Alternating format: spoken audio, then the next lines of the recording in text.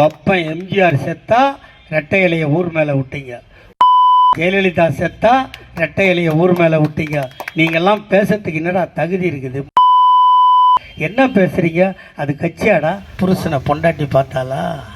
பிள்ளைங்கள ஆத்தா பார்த்தாலா? நீங்கள் பேப்பரில் டிவியில் பார்த்துருப்பீங்க, ஒரு நர்ஸு தான் பெற்ற குழந்தைய ரோட்டுக்கு இந்த பக்கம் இருந்து புருஷன் அந்த பக்கம் காட்டும்போது பார்த்தாளா? அந்த குழந்தை கையை தூக்கி கத்தனை கத்த நீங்கள் பார்த்தீங்களா? அப்போ உலகமே என்ன சொல்லிச்சு? உலகமே என்ன சொல்லிச்சு? வீட்டிலிரு, விழித்திரு, தனித்திரு. ஒரு வீட்டில் அதிகமாக 5-6 பேர் மொத்தமாக இருந்தால் முனிசிபாலிட்டி வந்து 3 பேரை தூக்கிட்டு போயிடும். போச்சா இல்லையா?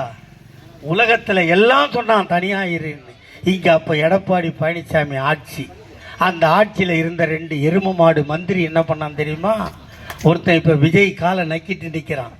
அவன் வீட்டில் போர்டு வச்சான், கொரோனா வந்துருச்சு, என்னை சந்திக்க யாரும் வராதீர்கள் என்று போர்டு வைத்தவன் அதிமுகக்காரன். அமெரிக்கா சொன்னான், ஜப்பான் சொன்னான், சீனா சொன்னான், ஹாங்காங் சொன்னான். ஆனால் உலகத்தில் ஒரே ஒரு தலைவன் மட்டும் சொன்னான், ஒன்றிணைவோம் வா என்று சொன்ன ஒரே தலைவன் எங்கள் அண்ணன் தளபதியை தவிர எவனும் இல்லை. ஒன்றிணைவோம் வா என்று சொல்லிவிட்டு வீட்டில் பதுங்கி கொண்டாரா? ஒரு டெலிஃபோன் நம்பரை கொடுத்தோமா இல்லையா? அந்த டெலிஃபோன் நம்பரில் ஃபோன் பண்ணால் திமுககாரன் வந்து உன் வீட்டில் காய்கறி பருப்பு அரிசிலாம் கொடுத்தானா இல்லையா? வெறும் சசிகலா காலை மட்டும்தான் நக்கனா, கல்லாவை நக்கியிருக்க மாட்டான்னு நினச்சோம். ஆனால் படுபாவி கல்லாவையும் சேர்த்து நக்கிட்டான், சசிகலா காலுன்னு நினச்சி.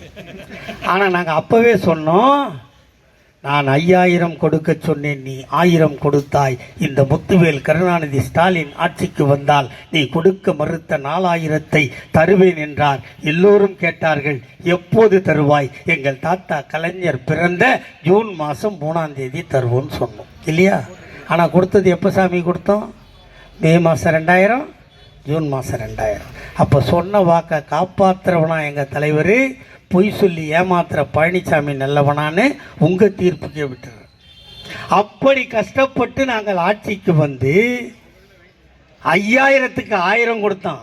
ஆனால் நாங்கள் பஸ்ஸை கொடுக்குறோம், 1000 கொடுக்குறோம், படிக்கிற பொண்ணுக்கு 1000, படிக்கிற பையனுக்கு 1000, குழந்தைகளுக்கு டிஃபனு, நம்மை காக்கும் 48, தோழி விடுதி, தங்கும் விடுதி, இரவு காப்பகம், முதியோர் காப்பகம், இவ்வளத்தையும் கட்டி சோறு போடுறோமே, இதுக்கெல்லாம் எங்கேருந்து காசு வந்ததுன்னு கேட்டால், காசு கொடுப்பதற்கு பணம் தேவையில்லை, மனம் இருந்தால் போதும்.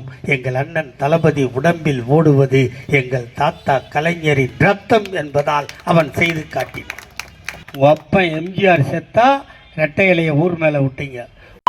ஜெயலலிதா செத்தா ரெட்டை இலைய ஊர் மேலே விட்டீங்க. நீங்கள்லாம் பேசுறதுக்கு என்னடா தகுதி இருக்குது? என்ன பேசுறீங்க? அது கட்சியாடா? பாவண்டா அந்த பொம்பளை, பாவம் அந்த பொம்பளை சசிகலா.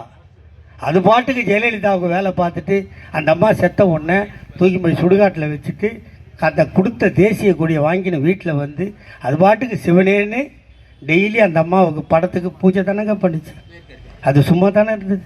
இப்போ அத்தனை 32 எரும மாடம் போய் அம்மம்மா சின்னம்மா, அம்மம்மா சின்னம்மா அது சொல்லுவாங்க தெரியுமா அந்த படத்தில்? வந்துட்டு தானா வந்துரு தானா வந்துருன்னு எல்லாம் போய் காலில் விழுந்து கெஞ்சி அந்த பொம்பளை கொண்டாந்து ரோட்டில் விட்டீங்க. சும்மா இருந்தால் என் டாக்டர் தங்கச்சிக்குது, சும்மாவே உனக்கு கவுன்சிலர் சீட்டுன்னா என் தங்கச்சி சும்மா இருப்பாளா?